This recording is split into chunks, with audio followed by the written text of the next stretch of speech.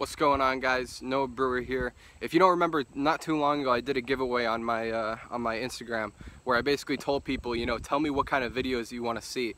But I got so many responses and stuff.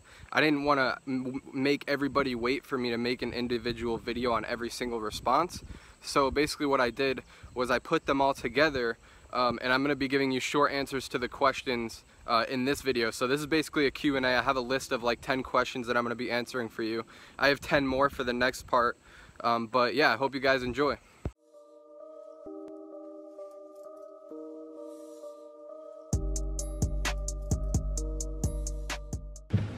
How to organically drive traffic to your store.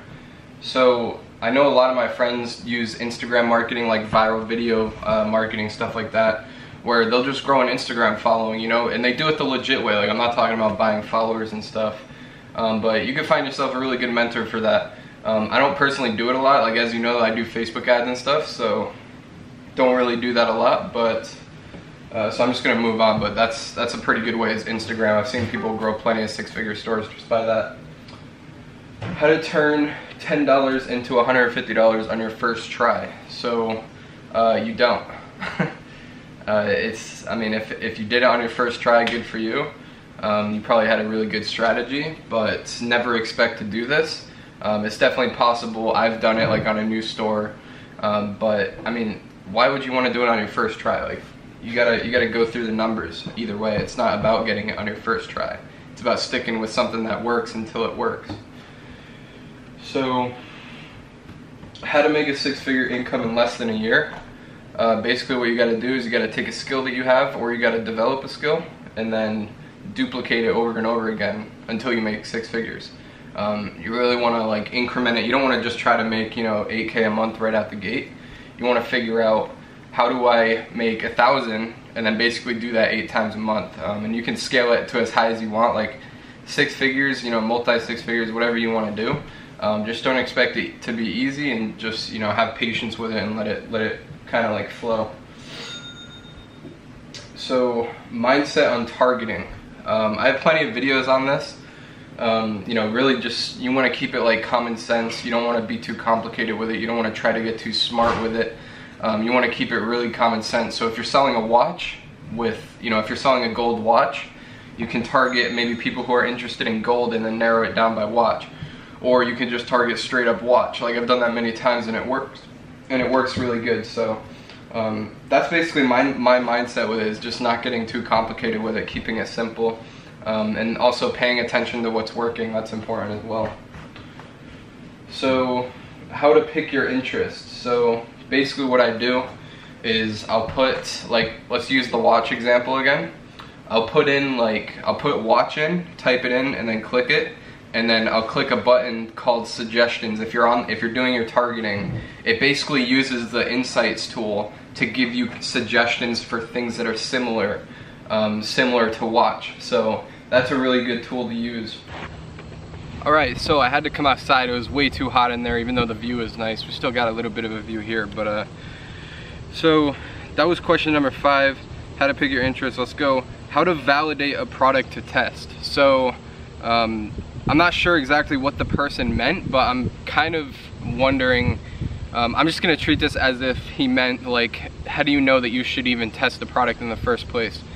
First of all, have you seen it a million times? If you've seen it a million times, you probably shouldn't test it, or maybe test it anyways.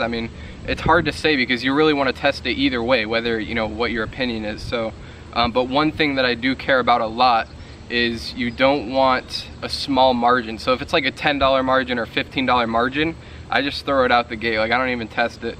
I like to stay with margins that are over $25, but as long as it has that, I'll put it out there and see how it does. Another thing is product quality.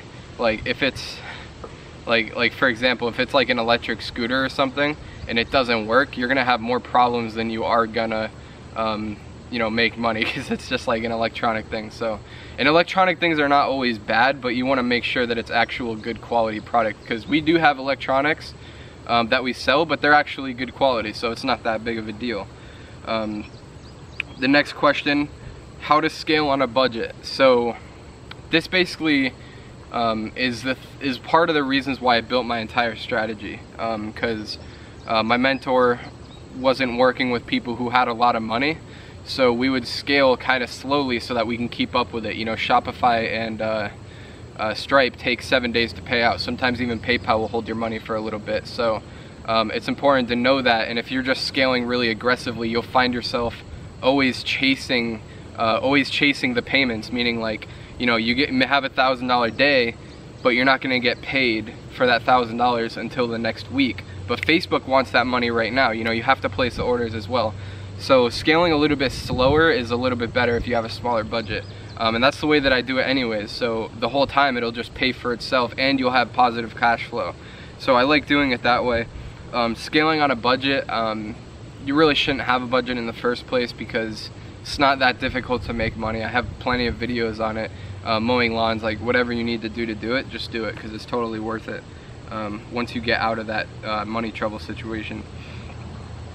How to create the most converting ad copy. So I'm not going to go too in depth on this because I already have a video on it, but essentially you want it to call out to a certain audience and you want a good call to action.